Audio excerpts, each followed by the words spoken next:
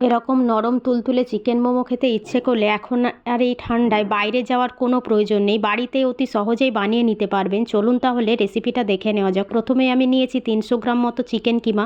ওতে আমি দিয়ে দিলাম প্রায় 80% মতো পেঁয়াজ কুচি, কিছুটা গাজর কুচি, 2 টেবিল স্পুন করে আদা ও রসুন কুচি, 1 মুঠো মতো পেঁয়াজ পাতা, কাঁচা লঙ্কা কুচি, ধনে পাতা কুচো, স্বাদ মতো নুন ও 1 টেবিল স্পুন সয়া সস দিয়ে ভালোভাবে মাখিয়ে নিলাম। আর অন্যদিকে 2 কাপ মতো ময়দা দিয়ে ওতে স্বাদ মতো নুন ও সাদা তেল দিয়ে অল্প অল্প জল দিয়ে একটা শক্ত ডো বানিয়ে নিয়েছি। এবার আমি ওখান থেকে ছোট ছোট লেচি কেটে আমার পছন্দ মতো শেপ দিয়ে মোমোগুলোকে বানিয়ে নিলাম।